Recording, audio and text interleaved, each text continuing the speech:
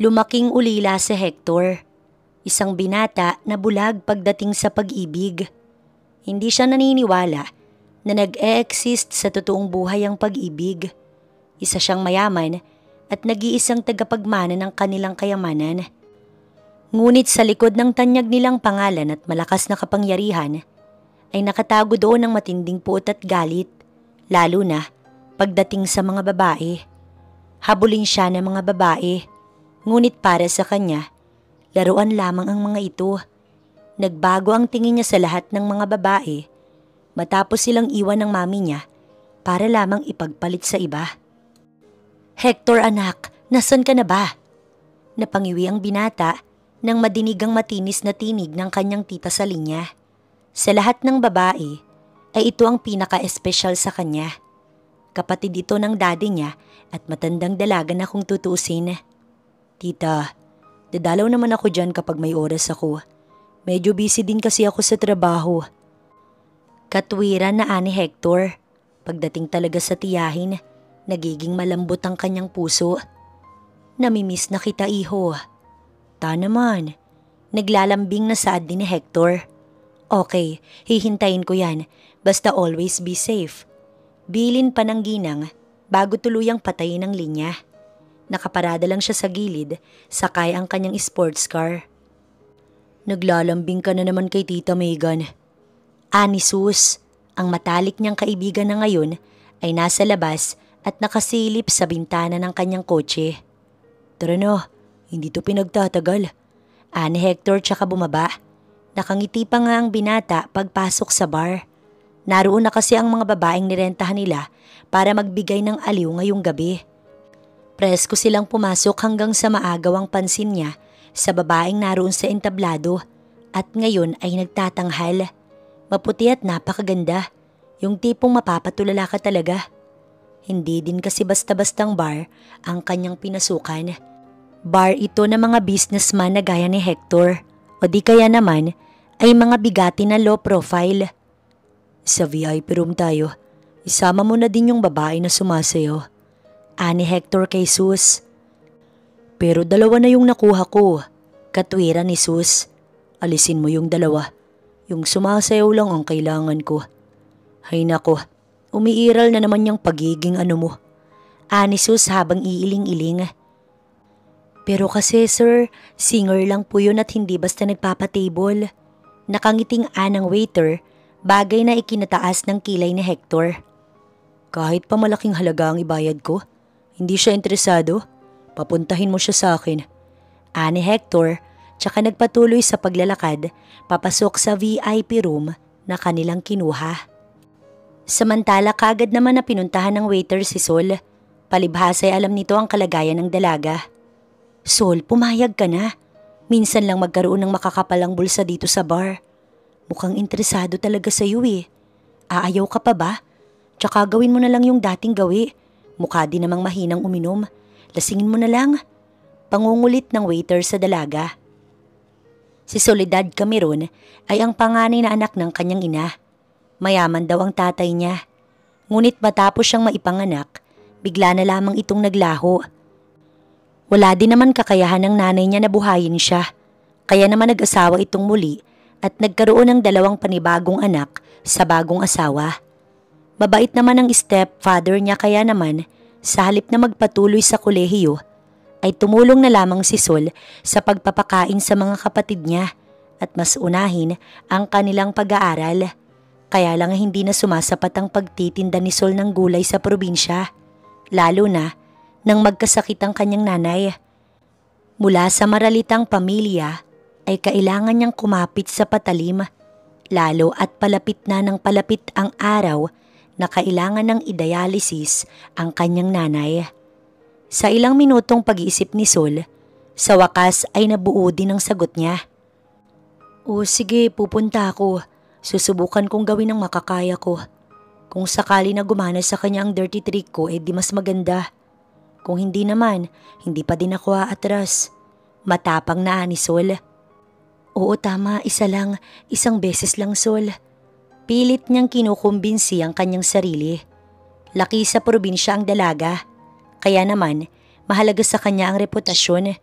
Kaya nga suntok sa buwan na pumasok siya sa bar bilang singer. Gayong ganoon ang paniniwala niya. Pero buhay na ng nanay niyang nakasalalay dito at hindi siya magdadalawang isip na lunukin ang kanyang pride para dito. Marahan ang bawat hakbang ng dalaga. Habang palapit ng palapit sa kwarto, lalong nagkakarambola ang kabog ng kanyang puso. Marahan niyang sinilip ang kwarto at kung sino ang gustong mag-table sa kanya. Hanggang sa matanaw niya, ang gwapong lalaki na nakasuot pa ng suit habang marahan na nagsasalin ng alak. "Please come in." Anang malaking tinig ni Hector. "Hindi mo naman kailangang matakot. Mahiya. Dahil wala ka dito kung meron ka nun." Nakangising anito pa pagpasok ni Sol. Bahagyang nainsulto ang dalaga pero hindi na lamang niya ito pinansin dahil may punto naman ang binata.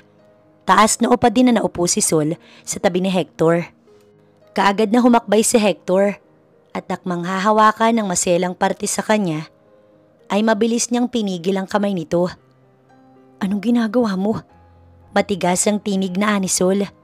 "Ito naman ang trabaho mo, hindi ba? Hindi na dapat tinatanong pa." Mayabang na ani Hector. "Tama nga yung waiter. Pang stage ka lang talaga." Umiiling na anito pa, tsaka hinila ang dalaga. Matapos ay mabilis na binigyan ng halik dahilan para itulak na siya ng tuluyan ni Sol. "Hindi ako basta nagpapahawak lang, mister. I don't care who you are." Pagdidiin ni Sol sa mga huling kataga, nangangahulugan na wala siyang sisinuhin basta't iyon ang kanyang kondisyon. Humalakhak ng malakas si Hector. "Maganda ka. Pero hindi lang naman ikaw ang ganyan kaganda na una kong nakatable. Kaya, bakit hindi na lang siyang tawagin mo at siyang magbigay ng aliw sa'yo ngayon? Napakasungit mo naman. 5,000 para sa paghawak ng kamay. 10,000 kung hahalikan mo ko. 100,000 kapalit ng pagkatao mo." Ani Hector, matapos walang pagdadalawang isip na hinagka ng binata ang labi ni Sol. Naging mapusok ang bawat paghalik ni Hector hanggang sa bumagsak sila sa mahabang sofa. Talagang may kasanayan ng binata sa bagay na iyon dahil madami na siyang babaeng nakatable. Ngunit walang planong dungisan ang kanyang sarili kaya't mabilis niya din na pinigil ang sarili bago pa mabuhay ang kanyang dugo. "Bakit ka huminto? Nandidiri ka? Dahil ba sa dami mo ng karanasan, lahat sila ay iisa lang ang panlasa mo? Iniisip mo na katulad ako nila?" Mapanukso na ani Sol sa binata, ngunit kaagad na hinablot ni Hector ang pulsuhan ni Sol. "Stop it. Hindi ako tulad ng iniisip mo." "Talaga? Kung hindi, bakit mo pa ako pinatawag dito?" Sa kauna-unahang beses, ngayon lang may naglakas ng loob para hamunin si Hector at naiinsulto talaga siya. Dahilan para muling angkinin ng binata ang labi ni Sol hanggang sa maramdaman ni Sol ang kaunting kirot sa loob niya. Tanda na inaangkin na talaga siya ng binata. Nang matagumpay na magawa ni Hector ang pakay niya, natigilan siya dahil alam niya na siya ang nakauna sa dalaga. Hindi din inasahan ni Hector na ganoon pala talaga ang pakiramdam.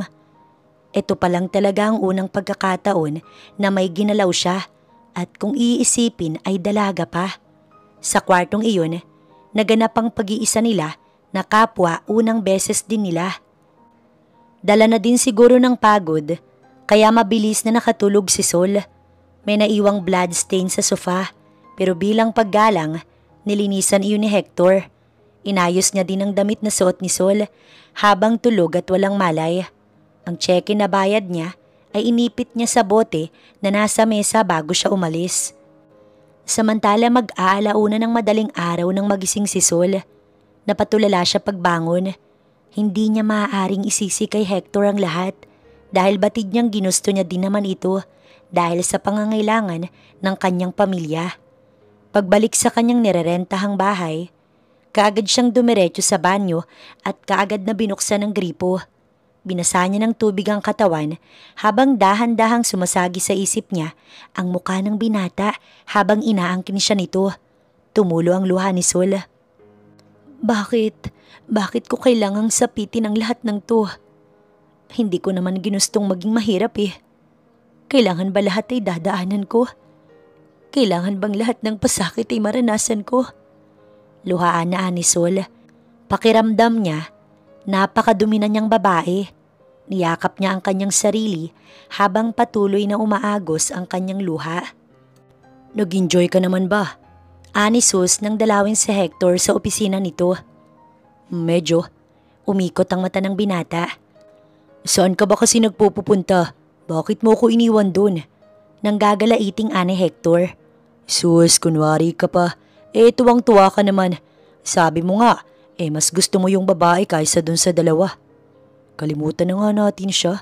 Ani Hector, kahit ang totoo ay ilang araw nang gumugulo sa isipan niya ang dalaga.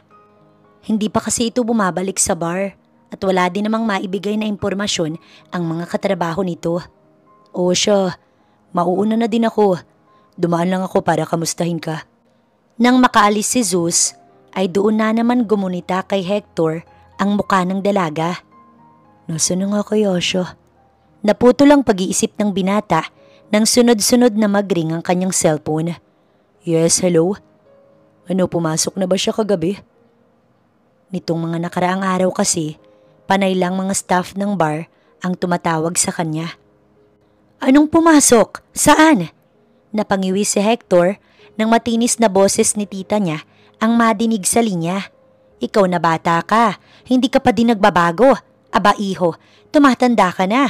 Itigil mo na ang pagiging babaero mo. Kapag ikaw ay nakahanap ng katapat mo ay ewan ko na lang sa'yo. Sermo na ng tita niya.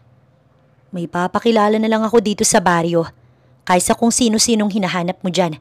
Umuwi ka. Malakas na tumawa ang kanyang tita. Medyo busy pa po ako sa trabaho ta. Hindi pa ako pwede ngayon. Baka po sa susunod na buwan. Ayan ka na naman. Pinangangakuan mo na naman ako. Pasensya na po tita. Ani Hector.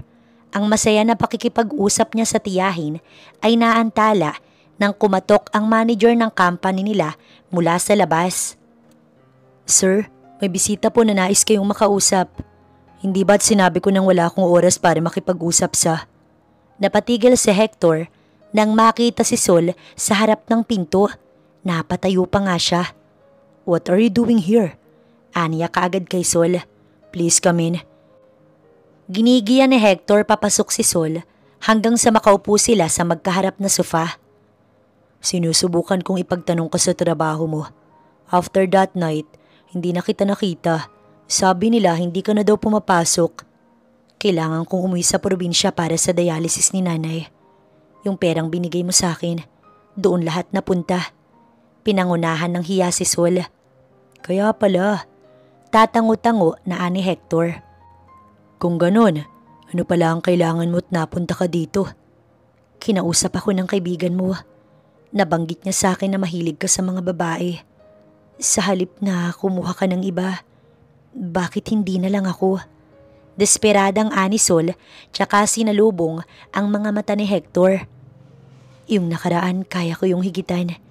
Pakiusap, kailangan ko ng tulong mo ngayon. Nagmamakaawa ko sa'yo. Gusto mong maging bedwarmer ko? Paniniguro na ani Hector. Sa isip niya, nagdiriwang siya dahil ngayon lang siya nauhaw ng ganito. Para bang sabik na sabik siya na makita ang dalaga. Okay, then let's make a deal. Nagsulat ng mga rules si Hector. Kasama na doon na bawal makipagrelasyon ng dalaga sa iba, na hindi ito maaaring tumanggi kapag gusto niya at doon ito tutuloy sa kanya. Parang mag-asawa, ngunit sa makamundong bagay lamang. Mabibigat ang paghinga ni Sol habang isa-isang binabasa ang kondisyon ni Hector kapalit ang 1,000,000. Tama ba itong ginagawa ko? Tama bang ipagamit ko ang katawan ko sa kanya? Pero kailangan ko ng pera. Pinunas ni Sol ang kanyang luha. Kinagabihan, sinundo siya ni Hector sa highway na ibinigay niyang address. Kanina ka pa? May ginawa ko kaya medyo na late. Hindi, sakto lang ang dating mo. Ani Sol, tsaka pumasok sa kotse. Sa bahay na tayo dumiretso. Wala akong kasama dun kaya tamang-tama lang. Ani Hector. Hindi naman na sumagot pa si Sol hanggang sa marating nila ang bahay na tinutuluyan ni Hector. Isinisigaw noon kung gaano sila kayaman. Tahimik lamang si Hector hanggang sa pagbaba ng kotse. Bakit ba nasasabik ako? This is all about lust, right? Pangungumbinsi niya sa kanyang sarili. Balak pa nga sana siyang pagbuksan ng pinto si Sol, kaya lang pinigil niya ang sarili. Walang tao sa bahay dahil pang umaga lang ang lahat ng mga kasambahay nila. Nasa ibang bansa ang daddy ni Hector, habang ang binata naman, madalang pa sa patak ng ulan kung umuwi. Nagugutom ka? Kung gutom ka, pwede naman tayong kumain. Tapos tsaka na lang tayo magsimula pagtapos na. Namula ang pisngi ni Sol. Bakit? May nasabi ba akong hindi maganda? Wala naman. Medyo hindi lang ako sanay. Masanay ka na. Dahil hindi lang ito ngayon mangyayari. Sumunod ka sa taas kapag ready ka na. Ani Hector, tsaka naglakad paakyat sa sariling kwarto. Inisip ni Sol na wala nang atrasan ng desisyon niyang to. Nang matanggap niya ang lahat, umakyat na din siya. Pagpasok niya ay ang maskuladong likod kaagad ni Hector ang kanyang nakita. Kakatapos lang nitong maligo at nakabalot pa ng tuwalya ang bewang. Nandito na ako, ani Sol. Paglingon sa kanya ni Hector, binalot siya ng kaba. Napalingon siya sa side table at nakita niya ang alak na naroon na halos mga lahati na. Humakbang si Hector palapit ng palapit kay Sol hanggang sa wala nang matirang espasyo sa kanilang pagitan. Hinapit ni Hector ang bewang ng dalaga hanggang sa dahan-dahan nitong hagkan. Ang maingat na pagdampi ng labi ni Hector ay naging mapusok na naman. Inangkin niya si Sol nang walang pagdadalawang isip. Nasa kama na sila at halos marating na ang dulo nang mapamura si Hector at kaagad na bumangon. Bakit? Kabadong ani Sol. Nakalimutan kong gumamit ng protection. Pero di ba hindi naman sa loob? Sa loob nga, ani Hector. Nakagat ni Sol ang kanyang ibabang labi. Kung sakali na may mabuo, tsaka na lang tayo gumawa ng hakbang. Muling tinignan ni Hector si Sol. Para bang may kung ano sa mukha ng dalaga na ayaw pagtuunan ng pansin ni Hector. Matulog ka na, ani at saka bumaba. Napapapikit pa si Hector habang salo ang kanyang noo. Nababaliw na ba ako? Ayoko sa kanila, di ba? Tinanggap ko ang offer niya dahil hindi naaawa ko sa kanya, kundi dahil sa katawan niya. Pilit na kinukumbinsi ni Hector ang kanyang sarili. Sa halip nga na nandoon ito matulog sa kwarto, ay mas ginusto niya na rin na sa sofa magpalipas ng gabi. Paggising niya kinabukasan, ay naroon na ang ilang kasambahay nila na siyang magluluto. Bumangon na din si Hector para umakyat. Pagpasok niya sa kwarto, malakas na pag-agos ng shower ang kaagad niyang narinig. Marahan ang mga hakbang niya at nagkagulatan pa sila ng dalaga nang bumukas ang pinto ng shower room at lumabas ito nang walang kahit anong saplot. Para bang nanigas si Hector sa kanyang kinatatayuan nang muling masilayan ang kabuuan ng dalaga. Mas malinaw pa kagabi, habang si Sol naman nagmadali na umatras para itabing ang kanyang sarili. Ngunit nawalan siya ng balanse dahilan para madulas siya sa matigas na sahig. Mabuti na nga lang at kaagad siyang nasalo ng binata. Are you okay? Ani Hector. Dahil sa hiya, iniwas na lamang ni Sol ang kanyang paningin. Wala kang dapat na ikahiya.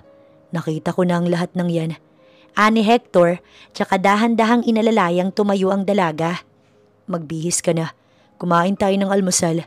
Hihintayin kita sa labas. Napahawak si Sol sa kanyang dibdib. Iniisip kung normal pa ba, nakabahan siya at mahiya. Malito Sol, hindi ka dapat makaramdam ng kahit na ano sa lalaking yun. Pangungumbinsi na ni Sol sa kanyang sarili. Mabilis na nagbihis ang dalaga tsaka lumabas. Inabutan niya si Hector na matyagang nag-aantay sa kanya. Okay ka na? Ani Hector na ikinatango naman ng dalaga. Pagbaba nila ay sakto din naman ang paglabas sa sala ng matandang version ni Hector. Gulat na gulat si Sol nang makita ang lalaking mukhang nasa edad 60 na. Ngunit ang kagwapuhan nito hindi pa din iniiwan ng panahon. Oh, unang beses na nag-uwi ka ng babae dito. Para sa akin na ba yan? Malakas na tumawa ang matanda habang si Soledad naman binalot ng kaba. Stop joking, Dad. Hindi ko alam na nakauwi na pala kayo. Pag-iiba ni Hector sa usapan. Siyempre, hindi ko naman sinabi sa'yo. Uminom tayo ng tea. Alok ng matanda. Pumunta ka muna sa kusina. Utos nito kay Sol. Maganda siya, mukhang bata pa. Itigil nyo nga yan. Saway ni Hector sa pagtitig ng ama sa magandang hubog ng katawan ng dalaga. Oh, bakit? Ayaw mo sa kanila, hindi ba? Pagkatapos mo sa kanya ay balato mo na lang siya sa akin. Oo, ngayon lang ako hihingi sa'yo ah. Sa dami ng hihingiin nyo, yun pa talagang hindi pwede. Madamot na ako't hindi basta namimigay. Seryosong ani Hector. Sinasabi mo lang yan dahil alam kong hindi mo pa nagagamit. Yun kasi ang alam ng daddy niya na lahat ng nakakasama nito bawat gabi, ginagalaw niya. Lingid sa kaalaman na si Sol pa lamang talaga ang kanyang una. Basta kapag nagsawa ka, ibigay mo siya sa akin ah. Wika pa ng matanda. Magkano ba ang offer ng anak ko sa'yo? Pwede kong triplehin. Nakangiting anang daddy ni Hector kay Sol. Nakaramdam naman ang dalaga ng pagkailang. Feeling niya ay talagang isa na siyang bayarang babae. Stop it, Dad. Hihinto ako kapag sinabi mong girlfriend mo na siya. Anang Ginoo. Tinignan ni Hector si Sol at ganoon din ang dalaga. No, hindi. Wala kaming relasyon. Ani Hector tsaka nagpatuloy sa pagkain. Then stop it, Dad. Kaya kitang hanapan kahit pa 10 babae, wag lamang si Sol. Pero ang usapan natin ay kapag nagsawa ka na, hindi ba? Hindi na sumagot pa si Hector. Matapos ang agahan nila ay umakyat si Sol sa kwarto. Maya-maya lang sinundan siya ni Hector. Pasensya na kung kailangan kong umuwi ngayon. Hindi din kasi maganda ang lagay ni tatay. Ani Soledad. Okay lang, babalik ka naman eh. Habang inaayos ni Sol ang sarili niya, ay napahinto siya. Bakit? Ani Hector habang nakatingin sa dalaga. Balak mo ba talaga akong ibigay sa daddy mo kapag hindi mo na ako kailangan? Tumaas ang kilay ni Hector. Tingin mo ba ganoon ang plano ko? Mukhang desidido ang daddy mo. Tingin mo ibibigay kita? Pagsasawaan kita? Magkahalo ang naramdaman ni Sol pero hindi niya matukoy kung ano. Ihahatid kita? Hindi na siguro. Ani Sol tsaka naglakad. Sinundan siya ni Hector hanggang sa makalabas ng bahay. Okay na dito. Hindi ka na nga magpapahatid sa akin. Kahit hanggang sa gate na lang. Saad pa ni Hector. Ang mga gwardya ay nakatingin kay Sol. Kaya naman sinamaan ni Hector ng tingin ng mga ito. Salamat sa paghatid, sir. Hector. Mas okay kung Hector na lang ang itatawag mo sa akin. Tumango si Sol at takmang aalis na nang hawakan sandali ni Hector ang pulsuhan ni Sol. Nasa kontrata. Bawal kang mag-boyfriend, okay? I'll be waiting for you.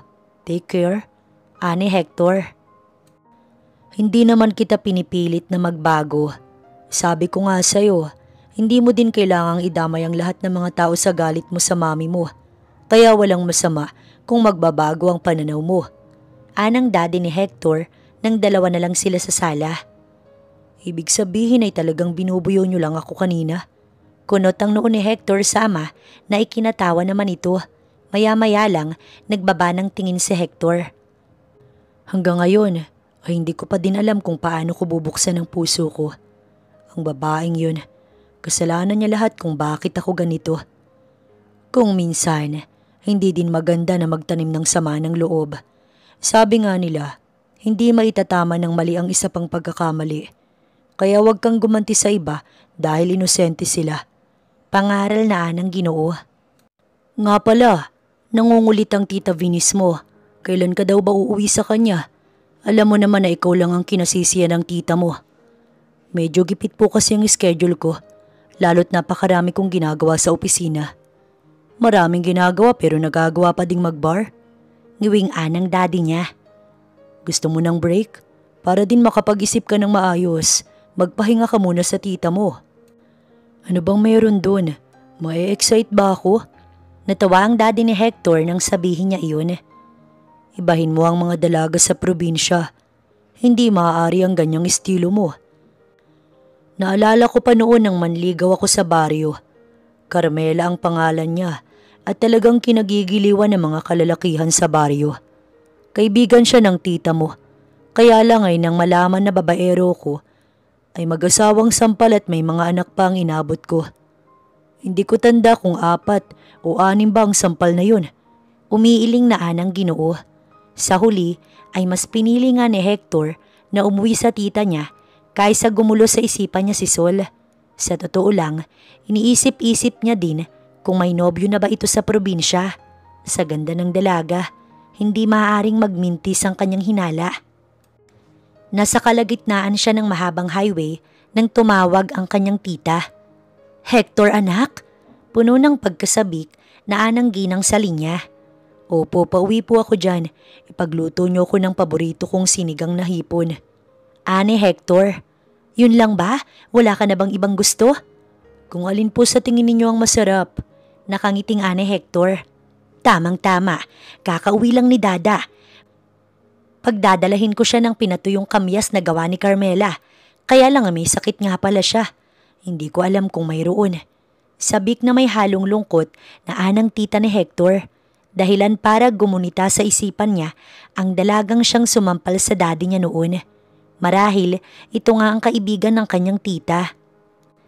"Sige po tita, kung kaya po, imbitahan niyo siya para sa hapunan." "Naku, hindi ko alam iho. Nagdadialysis din kasi ang kaibigan ko na yon. Marami ding bawal sa kanya kaya baka hindi na din siya dumalo. Si Dada baka sakali." "Sino po ba yung Dada na yan?" Ngiwing ani Hector na ikinatawan ng kanyang tita. "Prinsesa ng baryo anak. O siya, sige na, mag-iingat ka sa pagbabiyahe mo ah." Anito pa tsaka pinatay ang linya. Mag-aalas 5 na ng hapon nang makarating si Hector sa baryo na tirahan ng kanyang tita. Pababa pa lang siya ng kotse, natanaw na siya kaagad ng tita niya matapos itong tawagin ng kasambahay. "Hector!" Sinalubong siya ng tita niya ng mahigpit na yakap. "Diyos ko, ang laki-laki na ng pinagbago mo. Nag-gym ka ba anak? Bakit parang naging maskulado kaysa nung nakaraan?" "Baka po dahil sa pambababae." Natawa si Hector sa sarili niyang biro. "Hay nako, bakit ba kasi ayaw mo pang magseryoso at kalimutan ang ginawa ng mami mo?" Irap na anang ginang. Nasa sala na sila noon at abala sa pagkukwentuhan nang mahagip ng mata ni Hector ang figura ng dalaga na dumaan papunta sa likod ng bahay ng kanyang tita. Hindi niya naman nakita ang mukha ng dalaga, kaya naman nagkibit balikat lang si Hector. Maya-maya ay lumapit ang kasambahay ng tita ni Hector. "Nasa likod po si Dada, ma'am." "Naku, dala na ni Dada ang mga pinatuyong kamyas. Papuntahin mo nga dito nang makilala ng gwapo kong pamangkin." "No thanks to. I'm not interested anymore." Supladong ani Hector. "Bakit? May laman na ba yan?" Anang tita ni Hector patungkol sa kanyang puso. "Wala pa pero pag ikaw talaga nakatagpo ng katapat mo, nako, makikita mo yung babae na siguradong magpapaiyak sa'yo." Singhal na anang ginang tsaka tumayo para sana puntahan ng dalaga na tinutukoy niya. Kaya lang ay lumabas din ito papunta sa sala kung saan sila naroon. "Tita Helen, hindi na po ako..." Napatigil ang pagbuka ng labi ng dalaga nang magtama ang mata nila ni Hector. Nanlaki ang mata ni Hector habang naninigas sa kanyang kinauupuan. "Nag-i-imagine lang ba ako?" Ani Hector sa kanyang sarili. "Teka nga, magkakilala ba kayo? Bakit kayo ganyang magtitigan?" Putol ng tiyahin ni Hector. Kaagad namang nilayo ni Sol ang paningin niya kay Hector. Nahiya siya sa tita Carmela niya dahil ganoon na lamang kataas ang tingin nito sa kanya. Ngunit sa kabila noon, hindi nito alam na naibigay na ni Sol ang sarili niya at dito mismo sa lalaking kaharap niya. Siya si Dada. Soledad ang tunay niyang pangalan, kaya nga lang ay makaluma na. Ewan ko ba naman kay Carmela? Natatawang ani Helen. Napangiwi na naman si Hector habang may takot na nararamdaman. Kumpirmado na nanay nga ni Sol ang bumastid sa tatay niya noon at pinagsasasampal ito. Natatakot siya na baka maulit itong muli sa kanya. Kaya nga ako pumunta dito para sana iwasan ang pag-isip sa kanya. Dito ko din naman pala siya makikita. Bulong ni Hector sa kanyang sarili. Napakaamo ng mata ng dalaga kahit pa napaka-inosente ng mukha nito. Ilang araw lang na hindi ko siya nakita. Ay para bang nabubuhay na naman ang pangungulila sa katawan ko. Ani Hector sa kanyang sarili, tsaka mabilis na iniwas ang kanyang paningin sa dalaga. Ako si Hector. Formal na pakilala nito habang hindi makatingin sa mukha ng dalaga. Aba, bakit parang hiyang-hiya ka naman sa katotohanan? Malakas na natawa si Helen tsaka tinapik ang balikat ng pamangkin. Madaming gustong manligaw sa batang yan. Hindi niya lang talaga inuuna ang kapusukan, hindi gaya ng iba dyan. Pagpaparinig ni Helen kay Hector. Tita Helen, hindi na din po ako magtatagal. Mataas po ang lagnat ni Papa. Kung sakali po na maging okay siya, babalik na lang po ako bukas. Magalang na Anisol. O sige, ipatikim mo tuloy yung masarap na luto ng iyong bibingka. Anang Ginang. Po, sabay na anang dalawa. Parehong iisa ang naging takbo ng mapaglaro nilang isipan. Yung may gata na bibingka, yung may cheese sa ibabaw iha. Malino naman kung ilarawan ng Ginang ang bibingka na sinasabi nito. Ngunit talagang masama ang dating sa dalawa ng paglalarawan na iyon. Mabuti naman po, mauna na ako. Medyo papadilim na din po ako eh. Anisol, tsaka nagmamadaling bumalik sa likod. Anong nangyari dun? Baka nilalagnat namumula ang pisngi. Ani Helen, gusto nyo ba? Ihatid ko siya pa uwi.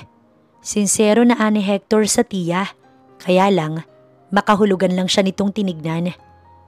Wala po akong gagawing masama sa kanya. Tingin nyo ba? May lakas ako ng loob na gumawa ng hindi kaaya-aya sa lugar kung saan kayo naninirahan. O sige na, bumalik ka kaagad. Bili ng tiyahin. Paglabas ni Hector ay palabas na din ang malaki nilang gate si Sol kaya marahan niya itong hinabol. Hindi ako makapaniwala. Ganito ba kaliit ang mundo? Sa dinami-dami ng pwedeng maging pamangkin ni Tita Helen, bakit siya pa? Paano kung malaman niya na ang pamangkin niya na siyang binubuyo niya sa akin, ang siyang kumuha ng pinaka-iniingatan ko, kapalit ng malaking halaga? Paano kung sabihin niya? Biglang huminto sa paghakbang si Sol at sa lapit ni Hector sa kanyang likuran ay nagkabanggaan ang kanilang katawan. Dahilan para manigas sa kinatatayuan si Sol, tsaka dahan-dahang lumingon sa kanyang likuran hanggang sa makita ang preskong mukha ni Hector. Tingin mo, basta-basta ko lang sasabihin kay tita ang lahat. Hindi pa tapos ang kontrata natin, hindi ba? Ani Hector habang nakangiti dahilan para umayos ng tayo si Sol. Anong ginagawa mo dyan? Kailan ka pa dyan? Ngayon lang. Wala naman akong ibang nadinig eh.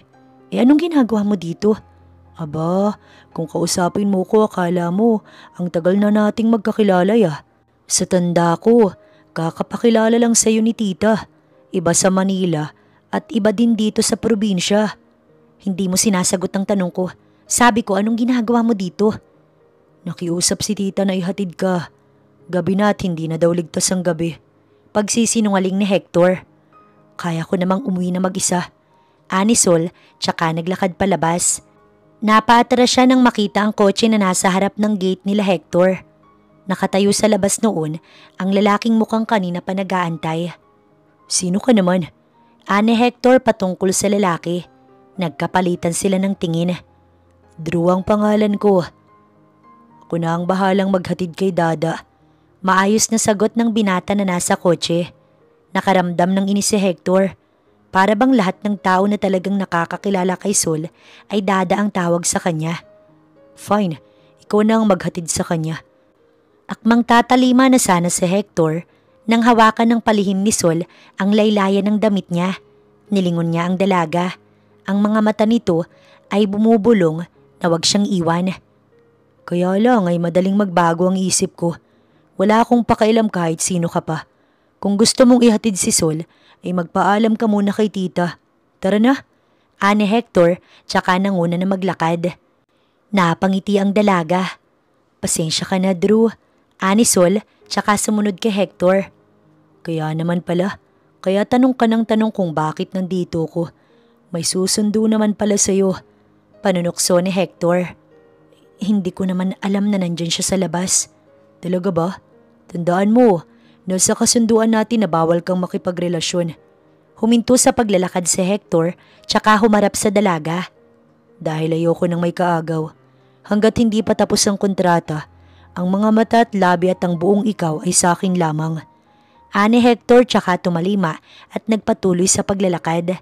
Habang ang dalaga namang si Sol ay halos hindi na makalakad dahil sa sinabi ni Hector sa kanyang harapan.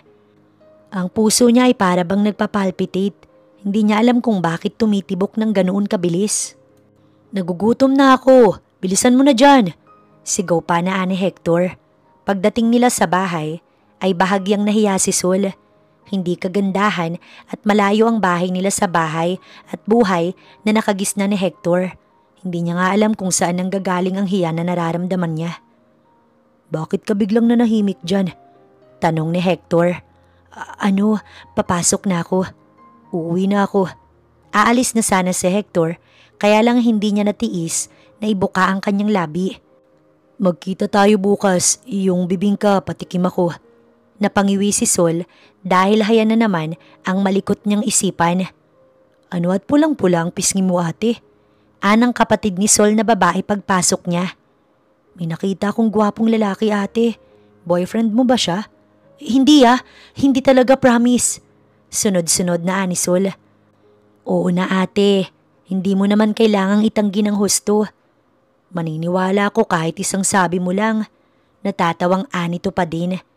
Naging laman si Hector ng isipan ni Sol na kahit anong tanggi ang gawin niya, kahit anong kumbinsi niya na wag gustuhin ng binata dahil sa pagiging babaero nito ay hindi niya magawa. Kinaumagahan, maagang gumising si Sol. Ipapacheck up ko na kayo pa. Ani Sol nang datnan niyang nakaupo ito sa teres nilang kahoy kasama ang ina na may kapayatan, nakapadyama at pangginawang ginoo kaya inaasahan na ni Sol na nilalagnat ito. Hindi na anak, maayos na ang kalagayan ko. Hindi na ako nilagnat kaninang madaling araw. Iinom na lang din ako ng gamot. Tumango si Sol, nangangahulugan na makakapunta siya sa bahay ng kanyang tita Helen.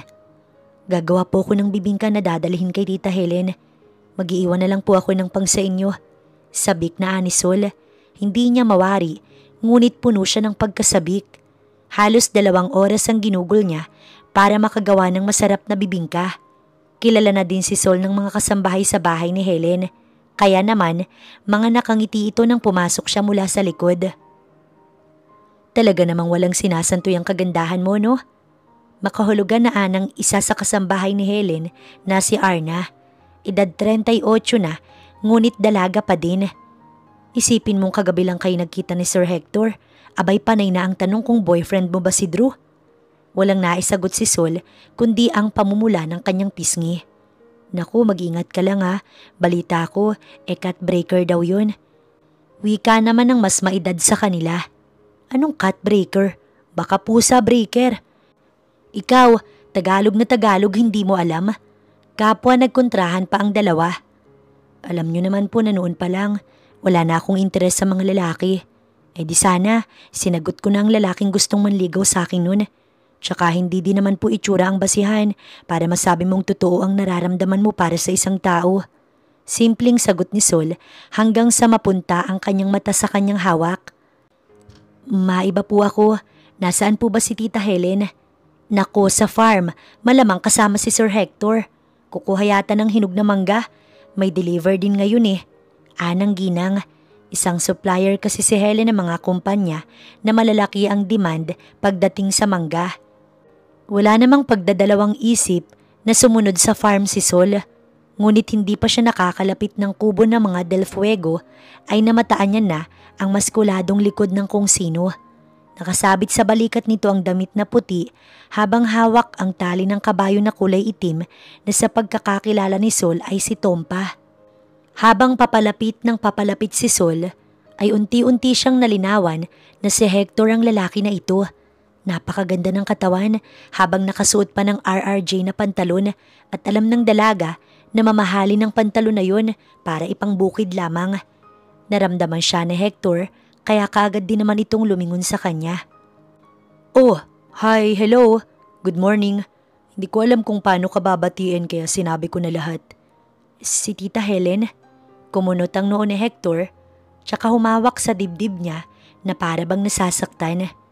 Nandito na ako sa harap mo Pero naghahanap ka pa din ng iba?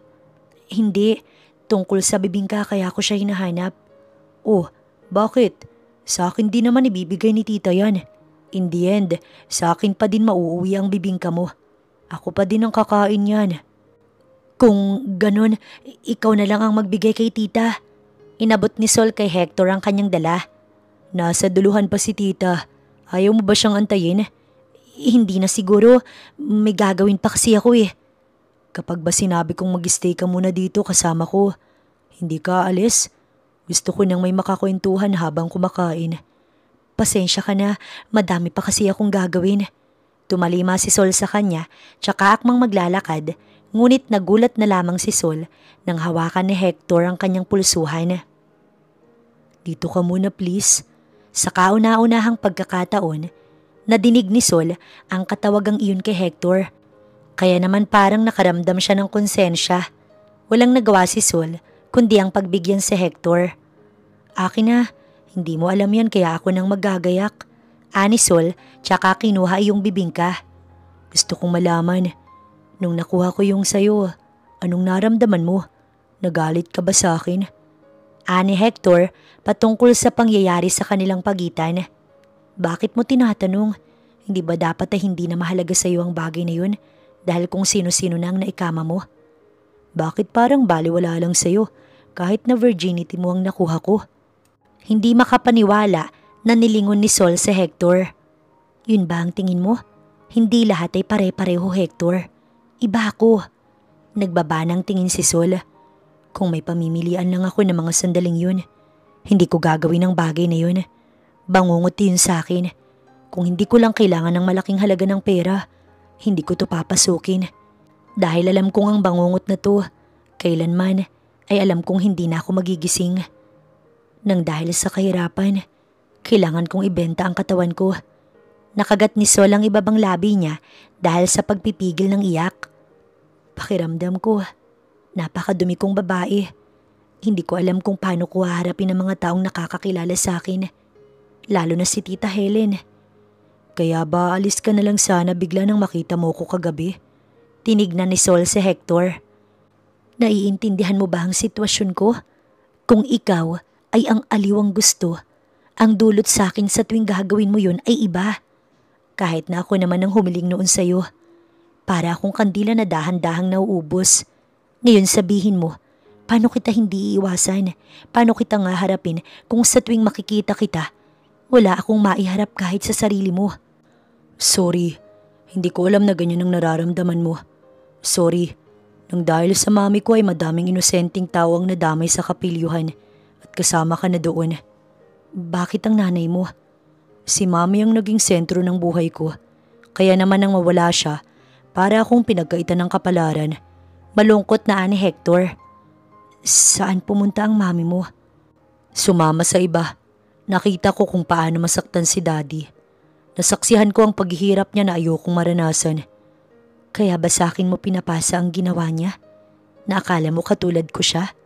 Sana isipin mong iba siya at iba ako. Lahat tayo hindi perpekto at iba-iba.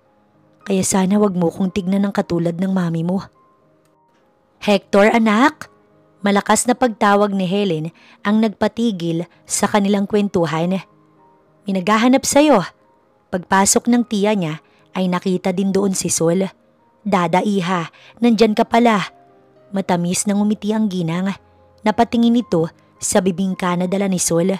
O sige na, ako na munang bahalang sumama dito kay Dada. Bakit po? Sino po ba yung naghahanap sa akin? Shaina ang pangalan. Mukhang isa sa mga naging kasintahan mo. Birong anang ginang habang si Sol naman may kung anong naramdaman. Maganda pero mas maganda ang dada ko. Pagmamalaki pa ng ginang. Alam ko, bulong pa ni Hector sa kanyang sarili. Hindi na nagpaalam pa si Hector. Sa halip, nagdiretso na ito palabas sa farm hanggang sa marating niya ang bahay ng tita niya kung saan naroon si Shaina na hindi naman niya kakilala. Hector! Sabik ito na bumati at akmang yayakap nang pigilan ng binata ang kamay ng babae. Who are you? Seryosong tanong na ani Hector. Natigilan ng dalagang kaharap na may halong pagtataka kung bakit hindi siya nito nakilala. Ako to, yung nakasama mo sa… Sa dami ko na nakasama, normal siguro na hindi na kita matandaan. Ang tanong ko lang, bakit ka nandito? Nung nagkita tayo't nagkwentuhan, sabi mo sa akin, maganda ako, na ako lang ang ganito kaganda na nakilala mo. Nasabi ko ba yun? Walang interes na ani Hector. Kung nasabi ko yun, I'm sure na alam mong marami akong babae. Gusto ko malaman kung ano talaga ang sadya mo sa akin. Gusto kita, Hector. Tanggap ko kung ano ka. Gusto kita. Bakas ang pagiging desperada sa tinig ni Shaina at hindi siya masisisi kung bakit ganito ang nararamdaman niya dahil bukod sa gwapo ay talagang malakas ang karisma ni Hector. Wala akong plano na magseryoso. Umuwi ka na. Ani Hector tsaka tumalima para sana bumalik sa farm, kaya lang ay nagulat siya nang makita si Sol sa harapan niya.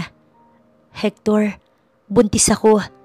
Yun ang dahilan kung bakit kapwa natigilan si Hector at si Sol sa isa't isa.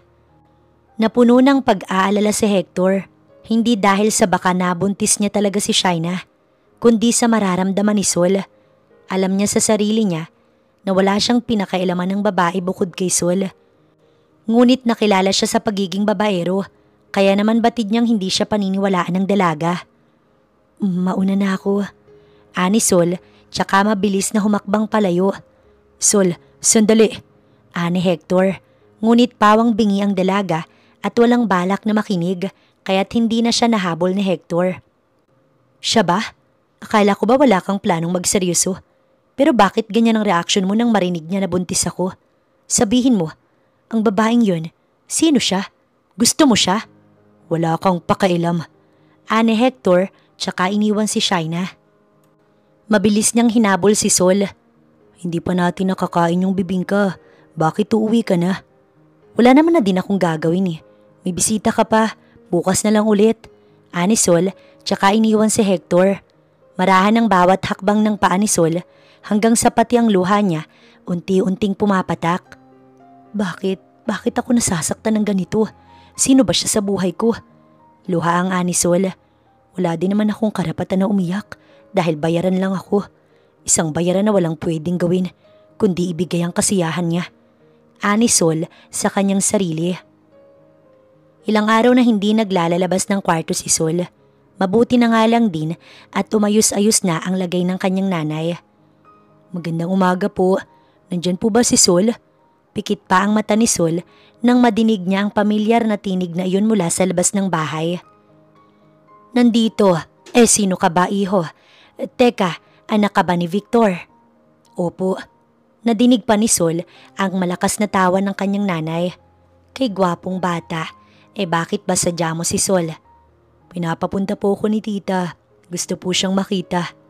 Talaga? At sandali at gigisingin ko. Nagpanggap si Sol na tulog pagpasok ng kanyang nanay. Anak, pinapatawag ka daw ng tita Helen mo.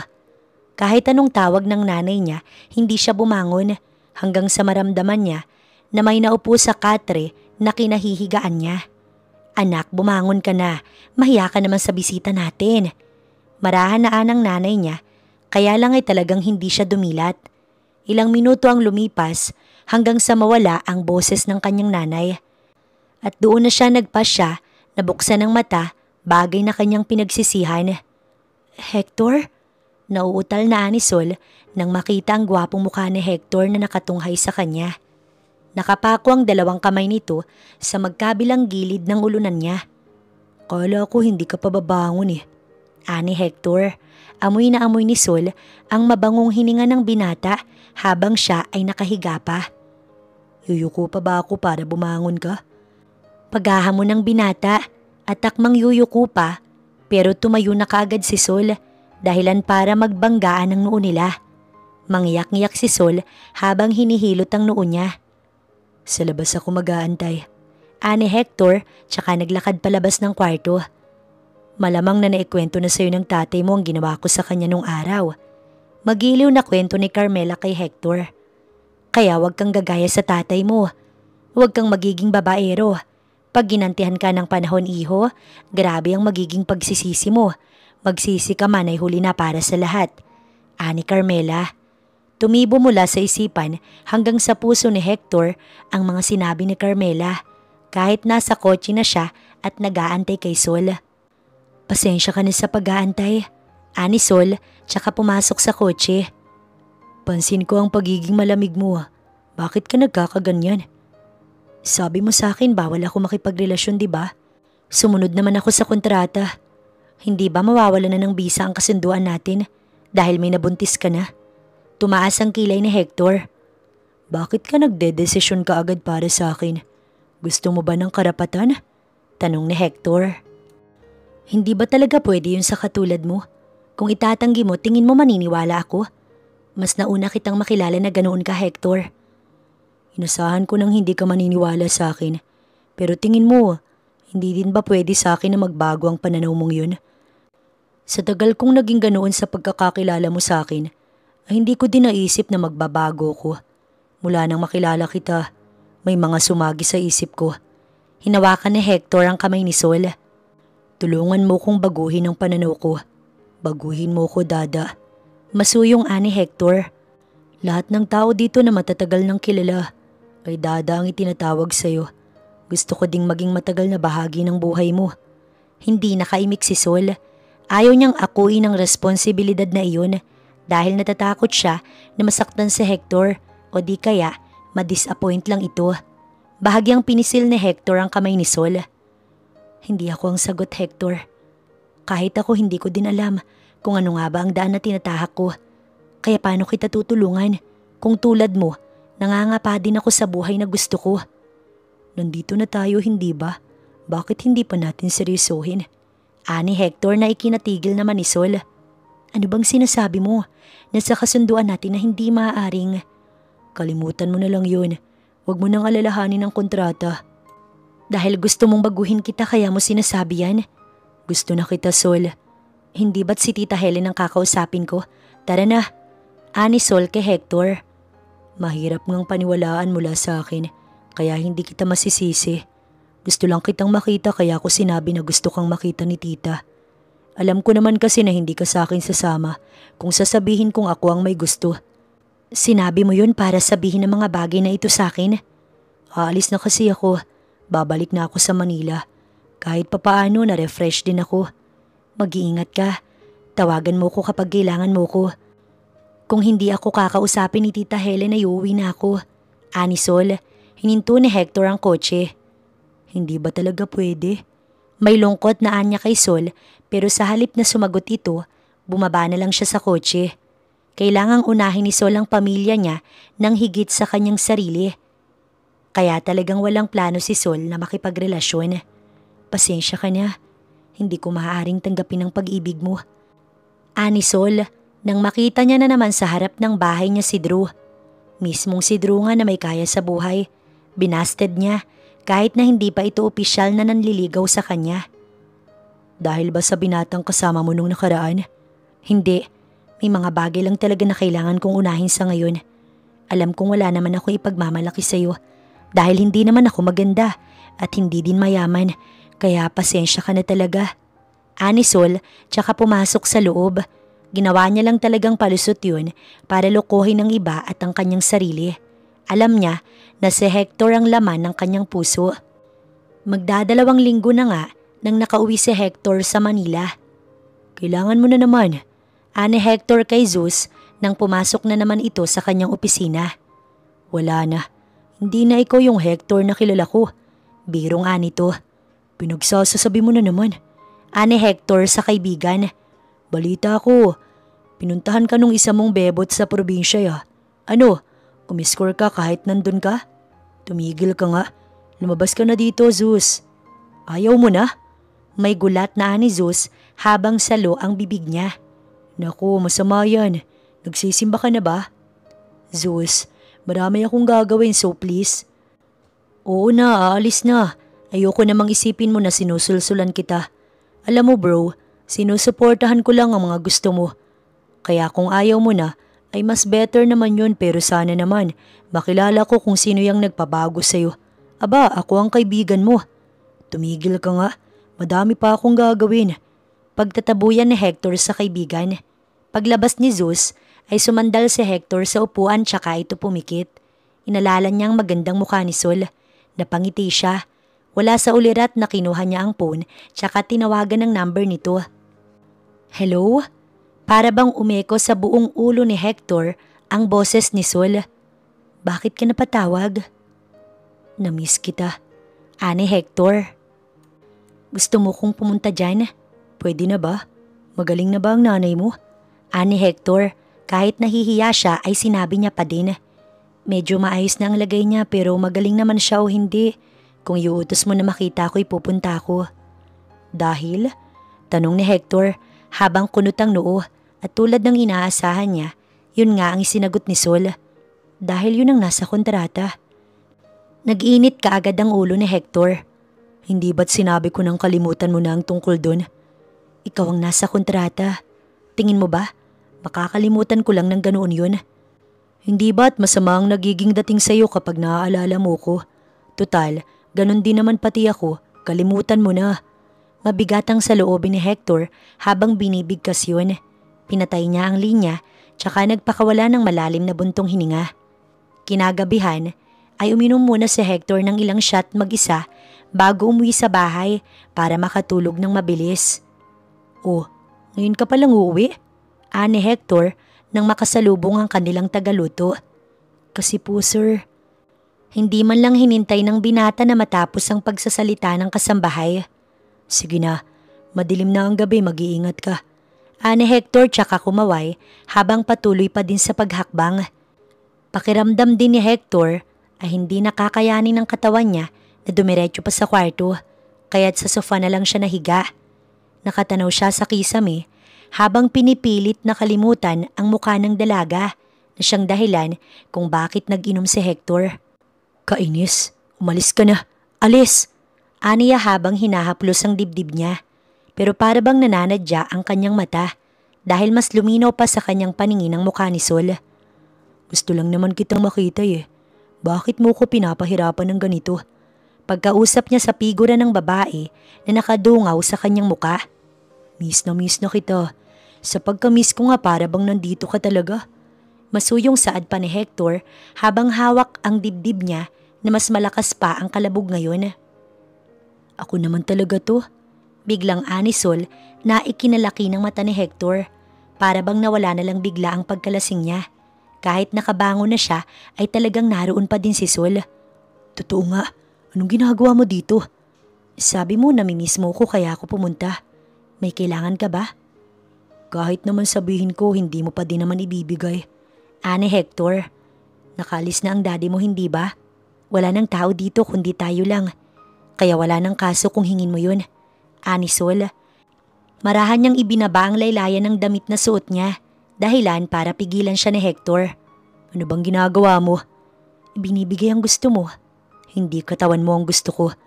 Ibigay mo sa akin yung puso mo. Yun ang ibig kong sabihin. Hindi umimik ang dalaga at tinitigan lang si Hector. Ano bang dapat kong gawin para maniwala ka sa akin? Samahan mo na lang ako manood ng buwan. Para naman hindi mo isipin na namimiss ko ang katawan mo. Nakangusong anang binata. Sa totoo lang, ngayon lang siya nailang ng ganito. Napangiti din si Sol. Na-miss niya talaga si Hector. At ilang linggo din niyang inasam-asam na tawagan siya nito. Kaya nga ngayon, heto siya kaagad kahit na hindi naman siya pinapapunta ng binata. Marupok na akong marupok pero handa niyang isuko muli ang sarili basta makapiling niya si Hector. Sadyang ayaw niya lang natanggapin dahil pusakal nga itong babaero. Malayo ang sa inyo dito. Sana hindi ka na nagabala na puntahan pa ako. Ani Hector habang nakatingin sa buwan. Tumawag ka eh. Wika naman ni Sol habang nakatingin sa mukha ng binata. Yun lang? Ano ba dapat? Nagbaba ng tingin si Sol. Dapat ba sabihin kong gusto kitang makita? Kung sasabihin mo lang yun dahil yun ang gusto kong madinig, di bali na lang. Eh kung galing mismo sa akin, si Hector naman ang tumingin kay Sol. Matutulog na ako, Hector. Batid ni Hector na suntok sa buwan na mangyari yun, kaya naman hindi niya na sinundan ng tingin si Sol. Akmang babalik na sana si Hector sa loob nang magulat siya dahil naroon pa rin sa likuran niya si Sol. Akala ko ba matutulog ka na? Ani Hector dahilan para mag-iwas ng tingin si Sol. Pinangunahan siya ng hiya. Hindi kasi nito alam kung paano ipapaliwanag kay Hector kung bakit siya narito. Hector kasi… Ano kasi? Pangahamo na saad pa ng binata.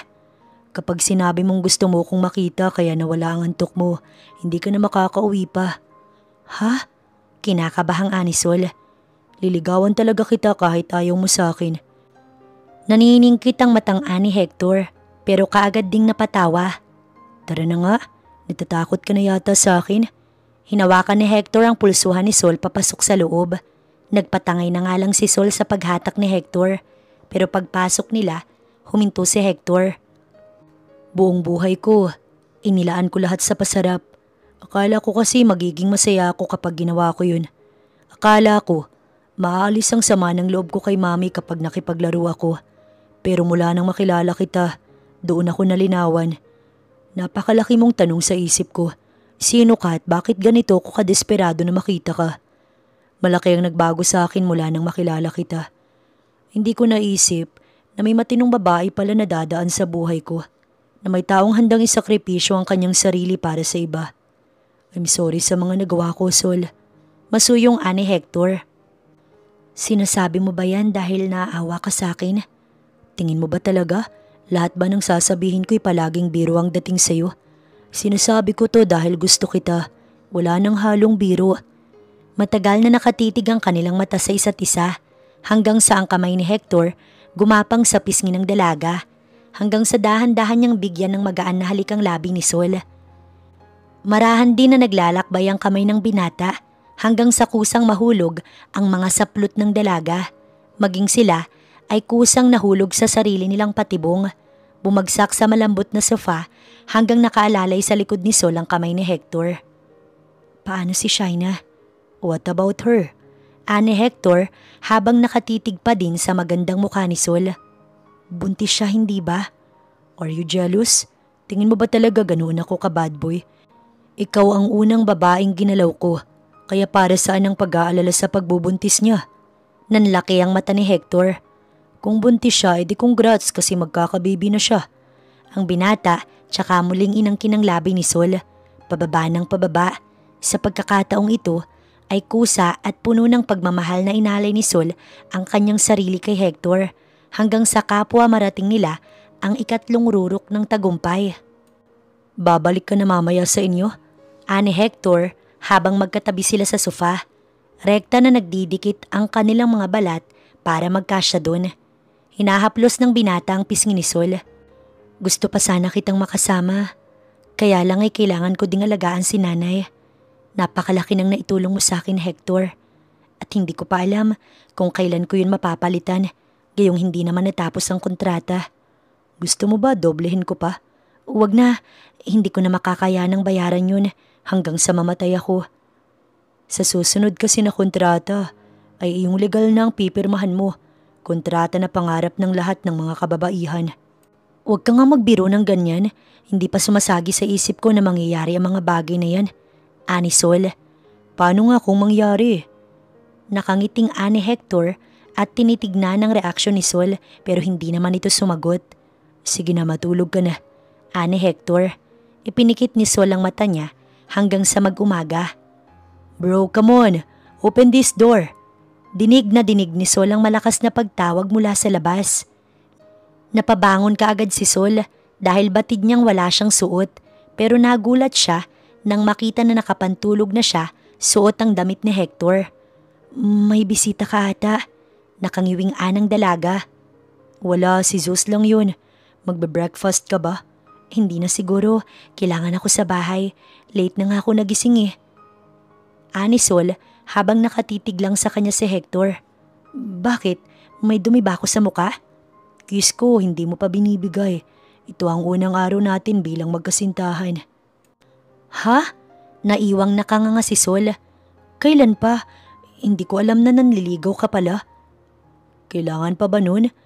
Kala ko dahil inamin mo na gusto mo ko't ganun din naman ako'y tayo na. Hindi ba masyadong mabilis yun? Ngiwing ani Sol. At dahil nga hindi naman pwedeng magtagal si Sol, bumiyahe din siya kaagad. Yun na ba? Naghihinagpis si Zeus sa kaibigan habang nakatunghay sa pabalik na si Hector. Hinatid kasi nito si Sol palabas ng bahay at ikinuha na din ng sasakyan. Ang ano na naman ba? Natatawang ani Hector. Hindi ka sinasabi sa akin eh. Yung babae na yon yung nasa bar eh. Paano nangyari na nandito na naman siya? At paano ka din nagkaroon ng ganyan katamis ng ngiti? Manahimik ka nga. Mabuti pa kumain na lang tayo sa labas. Nakangising ani Hector habang nakasuksok sa bulsa ang dalawa niyang kamay. Ayoko. Nakakatakot ka talaga bro. Umiiling na ani Sus. Malaki na kasi talaga ang pinagbago ng kaibigan. Kaya't ganyan na lamang kung mag-react si Zeus. May pagkakaintindihan na din kasi si Sol at Hector. Kaya naman ganito ito kasaya. Para bang bago ito sa puso ni Hector. Ngunit napakasarap. Hindi tulad noon na panay ang pag-iisip niya. Ngayon ay para bang nasa ligtas na lalagyan ng puso ni Hector at may kasiguruhan. Hindi niya kailangang magtanong. Hindi niya kailangang questionin ang sarili. Dahil kapwa, iisa ang nararamdaman nila ni Sol. Nay, lalabas po muna ako. Mamimili po muna ako ng ulam natin mamayang hapunan. Ani Sol, malaki ang inunlad ng buhay nila dahil kay Hector. Ang ibang mga marites nga sa kanila, pinag-iisipan siyang may sugar daddy o matandang nagsusustento. Hindi nila alam ay isang gwapong lalaki ang nahuhumaling kay Soledad na mas gwapo pa sa kanilang inaasahan. Samahan mo si ate.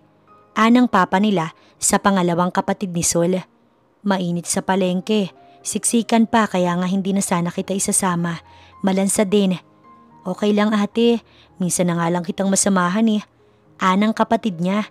Kaagad din silang nakahanap ng sasakyan papunta sa palengke. Tsak, naaawayin ka na naman nila Aling Saling. Mga inggit palagi ang mga yun. Ganda ba naman ang ate ko eh. Nagmamalaking anang kapatid ni Sol. Pagdating nila sa palengke ay kaagad na naghanap ng mabibilan na karne ang magkapatid. Bakit hindi kaya to?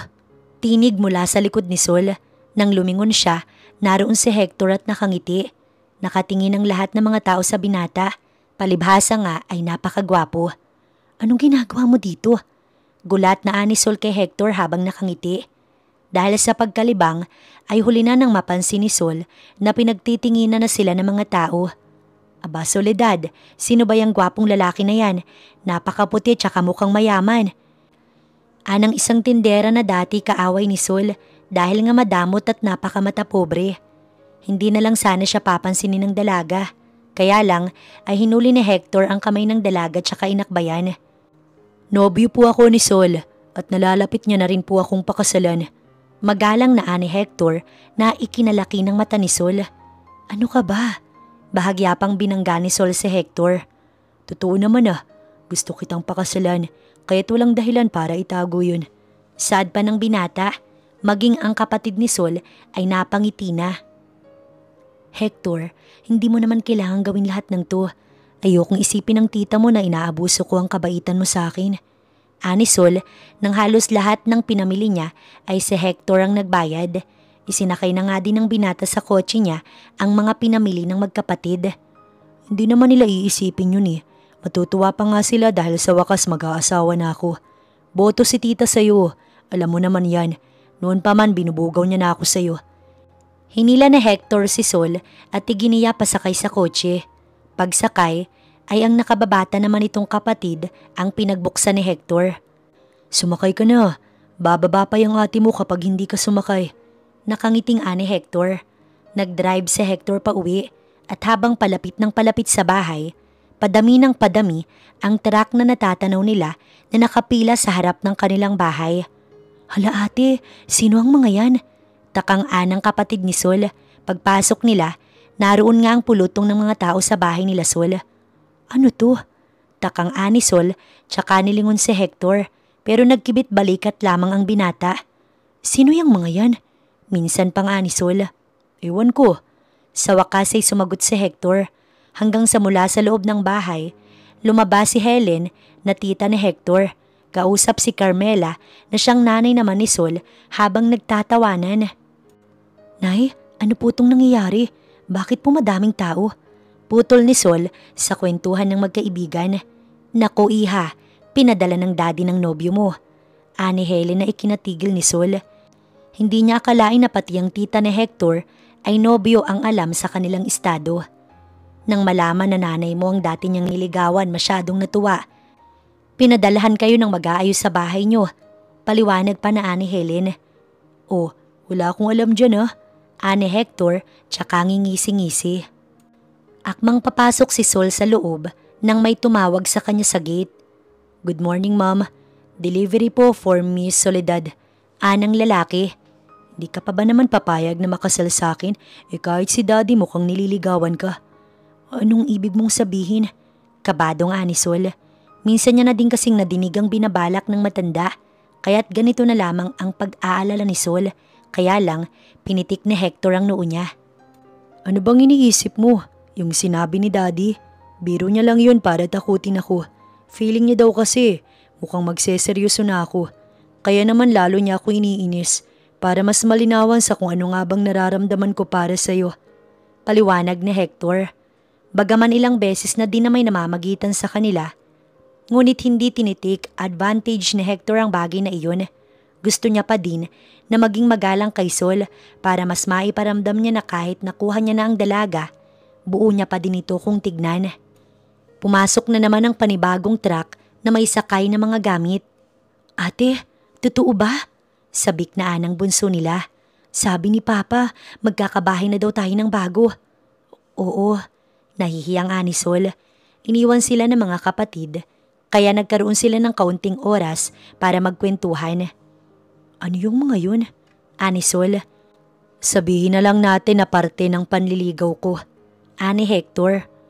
Pero di ba, hindi naman required na sagutin ka agad. Oo naman kasi tayo na. Yung panliligaw ko, hindi siya sa pagiging mag-boyfriend-girlfriend natin. Nilalaan ko yun para sa pagpayag mo naman na magpakasal sa akin. Ano? At bakit naman pagpapakasal ang nasa isip mo? Hindi pa nga tayo nagkakakilanlan ng mas maayos eh. Hindi mo pa ako kilala at ganun din naman ako sa'yo. Tanggap ko naman kahit ano pa ang ugali mo. Kaya walang magiging problema. Hector, mali yan. Sigaw na ani Sol, dahilan para mapatingin sa kanila ang lahat ng tao na naroon. Oh, kita nyo na? Pinangangatawan na niya na talaga ang pagiging future wife ko.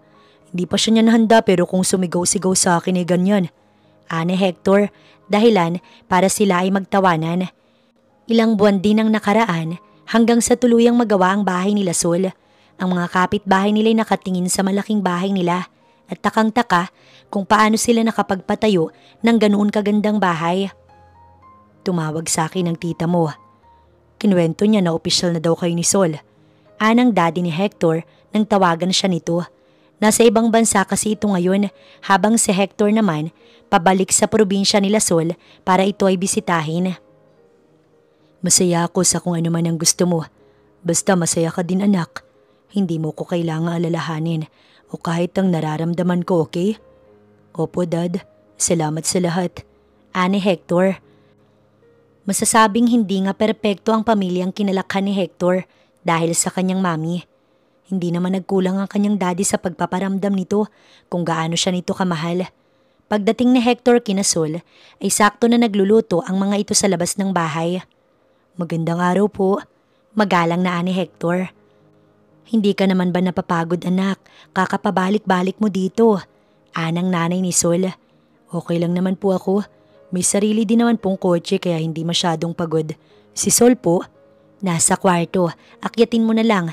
Kahapon pa may constipation. Namimilipit sa sakit ng puson. Anang ginang kaya tumango si Hector.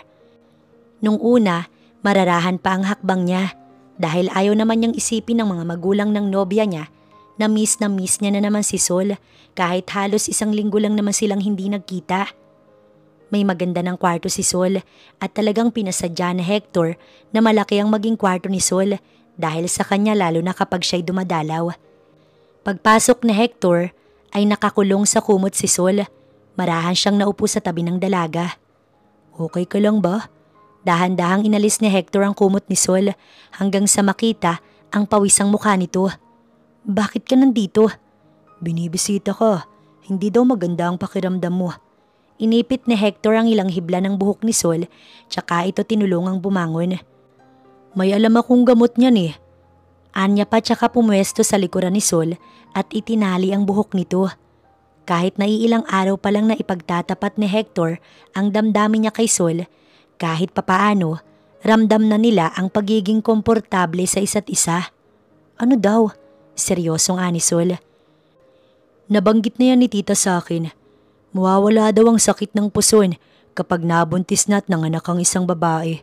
Tingin mo, gawin na kaya natin yun para hindi mo nadanasin yan. Seryosong ani Hector para masamang titig lamang ang inabot niya kay Sol. Puro kakalukuhan. Seryosong nakikipag-usap yung tao eh. Naiinis na ani Sol tsaka tumayo sa kama. Tara na sa labas, may sabit ang kapatid ko kaya naman naghanda sila nanay ng kaunting salo-salo. Tayo kaya? Kailan natin paghahandaan yung atin? Sandali siyang nilingon ni Sol tsaka pinisil ang kanyang magkabilang pisngi. Malapit na, hintay ka lang, anang dalaga. Alam naman ni Hector na mahal siya ni Sol kaya naman hindi siya nagmamadali. Gusto niya rin kasi nakusang loob na magpakasal si Sol sa kanya. Kaya lang ay kung minsan hindi niya mapigil ang kanyang bibig na magbiro. Sige, sabi mo yan ah. Ani Hector tsaka hinawakan ng isang kamay ng nobya. Habang ang isang kamay niya naman ay ang siyang nakaalalay sa likod ng dalaga. Sa ngayon, nakukontento si Hector sa ganito nilang sitwasyon. Tiwala siya na hindi niya sasapitin ang ginawa ng mami niya sa kanyang daddy dahil alam niyang iba si Sol sa lahat. Sa ilang buwan na pagkakakilala niya dito, ay hindi si Sol ang tipo ng tao na kayang masilaw o sirain ang kanyang dignidad para lamang sa maliit na bagay o sa sandaling kasiyahan. Basta palagi mong isipin kung gaano kita kamahal, Hector. Maaring hindi naging maganda ang simula natin. Pero alam ko sa sarili ko na habang tumatagal ay lalo kang bumabaon sa puso ko at mas lumalalim ang halaga mo. Halaga na kailanman hindi matutumbasan ng kahit anong pera. Masuyong ani Sol habang naglalakad sila palabas. Matamis ng ngiti ng pamilya ni Sol ang bumungad sa kanila. Alam din ni Hector na mula si Sol sa maayos na pamilya at sapat na yun para ibigay sa babaeng katabi niya ang buong puso't tiwala niya hanggang sa maging handa na ito na ialay sa kanya ang buo nitong pagkatao.